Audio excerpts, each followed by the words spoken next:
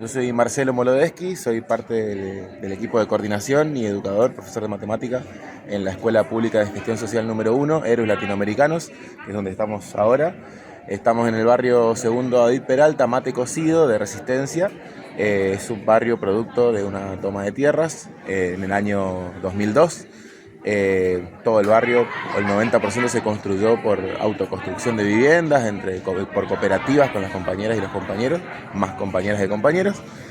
La escuela, entre todo ese proceso, surge varios años después, formalmente el 2012, ya 2-3 años antes, con distintos mecanismos educativos y pedidos al Estado de que se haga presente, como en la parte educativa, que nos parecía central para continuar el desarrollo de eso que habían empezado estos compañeros que hicieron la toma, que era una reivindicación por la tierra, obviamente, por el derecho a la vivienda, por tener trabajos dignos, para un lugar también donde asentarse, donde construir sus familias, donde desarrollar su vida. Y bueno, una de esas patas que faltaba eran obviamente la salud y la educación. En cuanto a la educación, empezamos a pedir distintos mecanismos educativos que se generaban de forma, primero informalmente en el barrio, y después se pedían cuestiones formales porque también necesitábamos validar con títulos ese desarrollo que iban haciendo estos compañeros y estas compañeras. Primero fue una alfabetización para adultos, después vino una escuela primaria para adultos, después hubo una necesidad de pedir salas de materno-infantil y de jardín de infantes, porque la mayoría de las personas que trabajaban en las cooperativas eran mujeres y que tenían sus hijas, sus hijos, y necesitaban que tengan un lugar de contención y de educación mientras estas compañías estaban literalmente levantando las casas del barrio. Entonces también se hizo necesario el jardín. O sea, fue un proceso que nos fue llevando, digamos, a todo esto. Llegamos al 2010, que es donde yo me incorporo como docente. Toda la historia previa a mí me atraviesa igual, porque mi familia es parte principal de lo que es el proceso de la toma primero y de la construcción en las cooperativas. Yo me incorporo como docente en el 2010, primero como un proyecto alternativo de apoyatura para los estudiantes que ya estaban haciendo escuela primaria acá.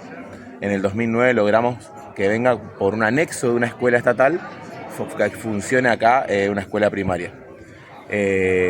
Al año siguiente, 2010, arrancamos a hacer una apoyatura en contraturno. Nos dimos cuenta que había muchas pibas y pibes que habían terminado la primaria y que no se habían anotado a la secundaria. Directamente no iban a arrancar, o sea, ya era el abandono escolar, ni bien terminaron la primaria, o sea, ni siquiera había una perspectiva de otro salto, de otro futuro. Le pedimos al Ministerio de Educación... Perdón, sí, ¿por la falta de escuela? exactamente, por varios motivos. Uno, en la zona no había ninguna escuela secundaria. De hecho, primaria tampoco, solamente era este anexo que se había conseguido acá. Y las escuelas secundarias cercanas, una está que se puede ir caminando tranquilamente, pero está bastante alejada, en dirección hacia el centro, digamos, de la ciudad. Y la otra, que está cruzando la ruta 11.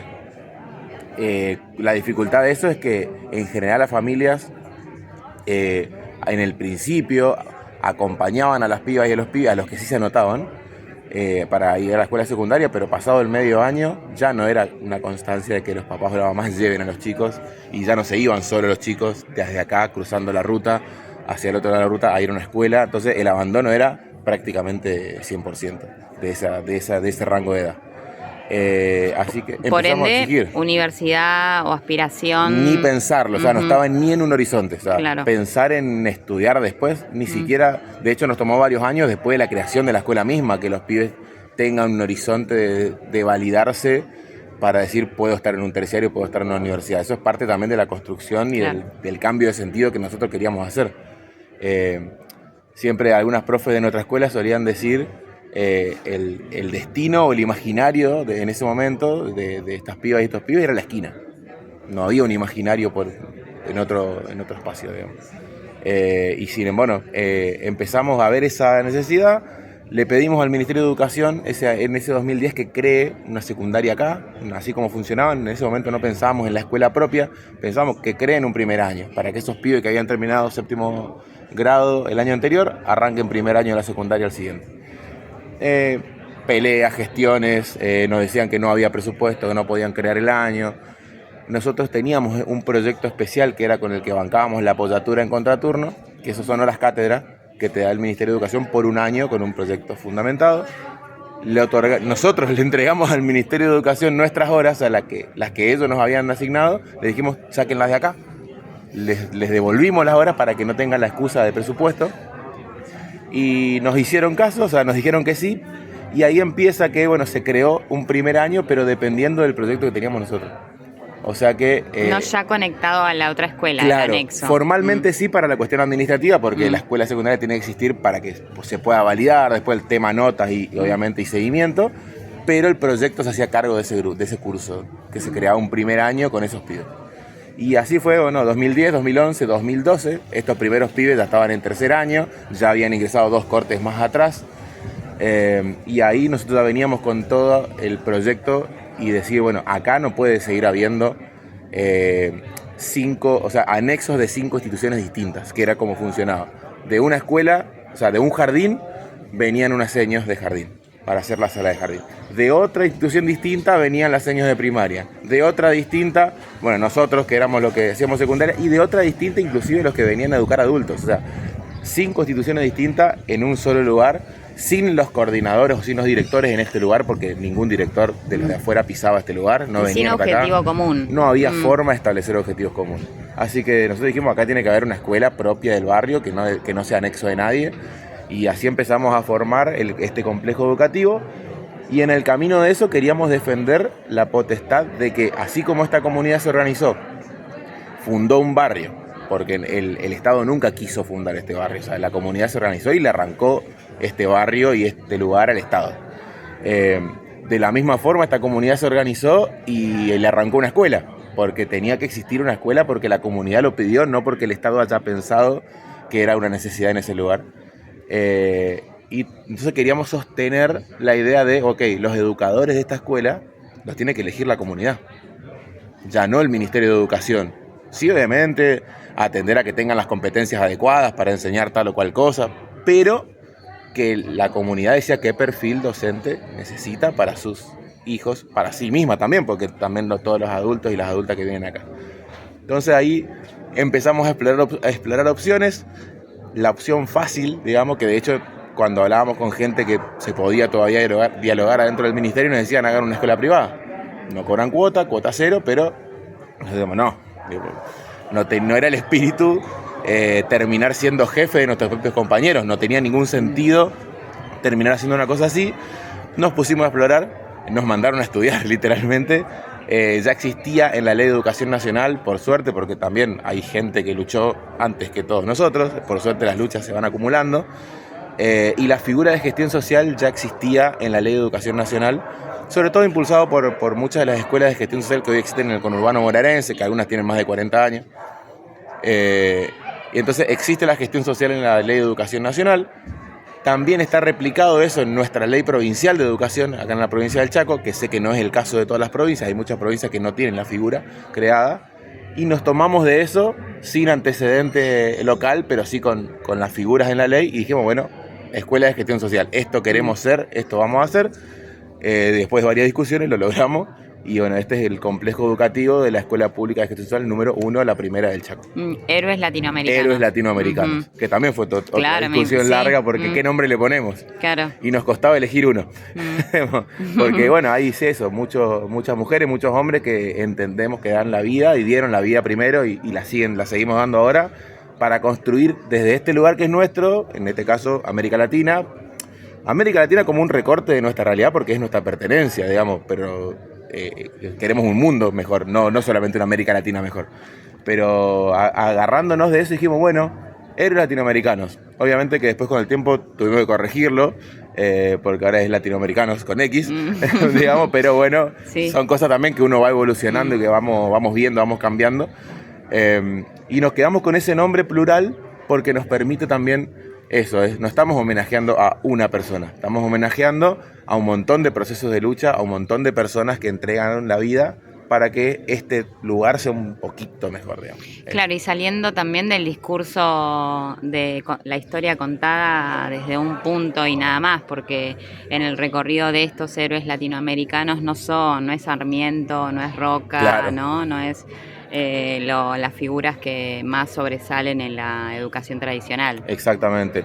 Si bien sí rescatamos, y vamos a ir rescatando un montón de los tradicionales, porque, bueno, hoy 17 de agosto seguimos Claro, San reivindicando Martín. la figura de San Martín, la figura de Belgrano, Moreno, pero también tenemos otras personas, digamos, que han sido invisibilizadas mucho tiempo. Por ahí en el último tiempo se empezaron a rescatar a Micaela Bastidas, a Macacha Güemes y a muchas otras personas que han luchado por un continente más justo.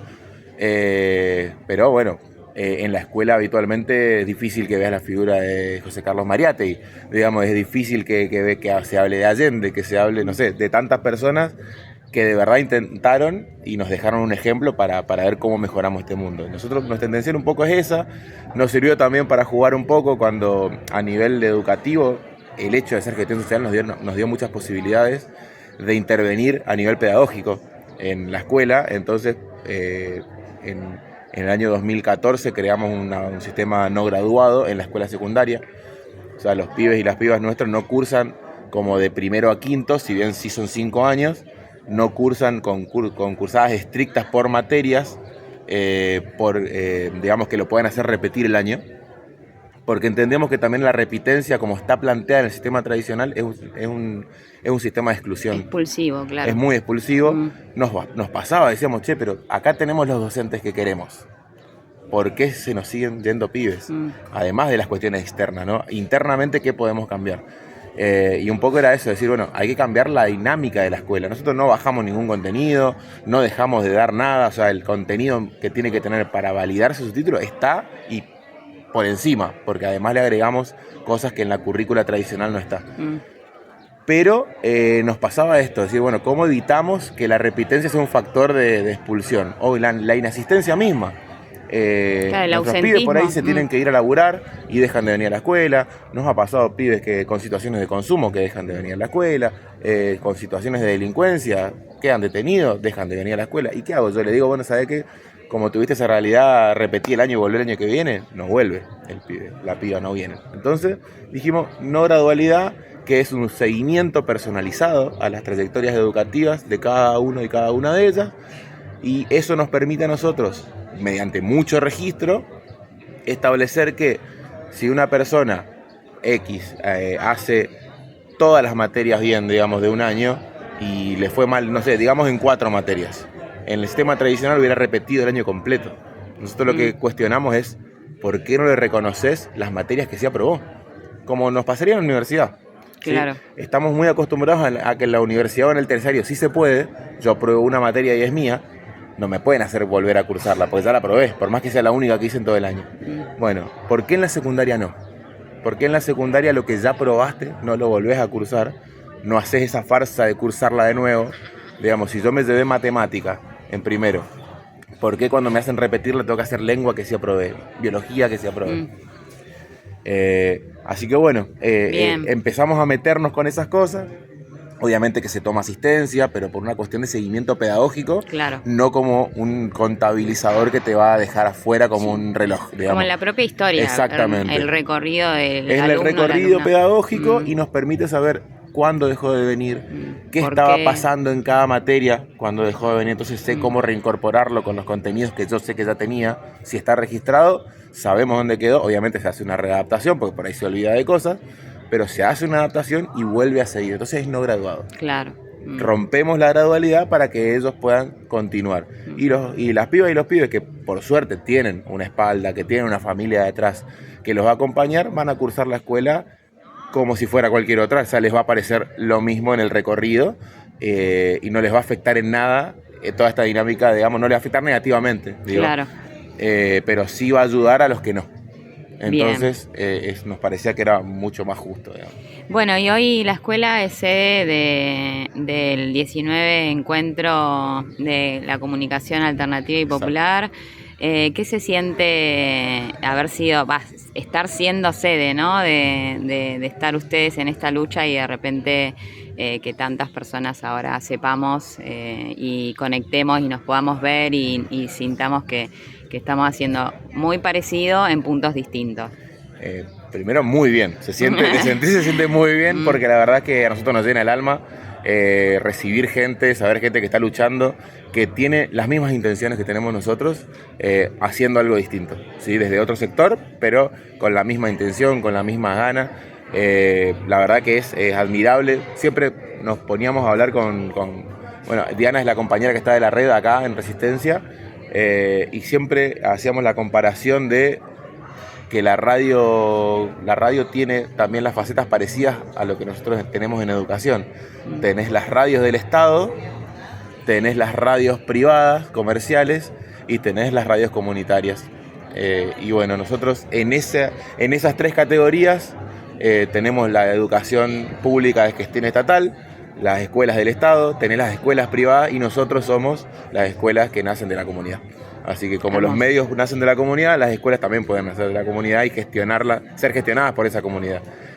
Y no descubro nada al decir que así como los medios pueden ser muy bien gestionados desde la comunidad, y muchas veces mejor que con emprendimientos privados que en realidad lo que hacen es apropiarse de un recurso y quizá cuando menos te espere dejar a sus trabajadores, digamos, abandonados, como nos ha pasado con casos de compañeras que vinieron acá del diario La Región, que ahora son una cooperativa, pero es un diario que nació como un diario tradicional, una empresa. En algún momento los dueños decidieron borrarse y bueno, dejaron tirado un montón de gente, y ahora está gestionado por sus trabajadoras, digamos. Bueno, nosotros nos pasa un poco lo mismo, de decir, hay una comunidad que decidió que acá tenía que haber un barrio y después decidió que acá tenía que haber una escuela para esa comunidad. Y acá estamos, peleándonos contra los que obviamente no nos quieren demasiado, contra los que demonizan porque esa demonización que viene por justamente, vemos estas banderas y decir, están haciendo política dentro de la escuela. Y la verdad que sí, pero una política totalmente válida, porque nosotros no estamos haciendo un maniqueo electoral. No nos importa eso, honestamente. O sea, no creemos que por ahí sea nosotros queremos desarrollar la conciencia, queremos que los pibes y las pibas y los pibes tengan la conciencia de que hay que caminar hacia un mundo mejor, hay que caminar hacia un mundo donde sea viable trabajar y vivir dignamente y no estar 18 horas arriba de una moto para repartir pedidos o para hacer de Uber Moto, que es lo que hoy en Resistencia abunda. Claro. Digo, porque no hay laburo, no hay otro laburo, entonces la única que les queda, el que tiene una moto sale a hacer moto, el que tiene un auto sale a hacer Uber también, y no hay más horizonte que ese. Entonces nosotros creemos que hay otra forma, que hay una forma agroecológica, que hay una forma anticapitalista, que hay una forma antipatriarcal de vivir la vida. Y a partir de ahí cada estudiante nuestro elegirá su camino, digamos. Y lo que más queremos es que lo elijan ellos. Eso. Entonces, bueno, ojalá lleguemos a eso. Gracias, Marcelo. No, por favor, Un gracias placer. a vos. Gracias.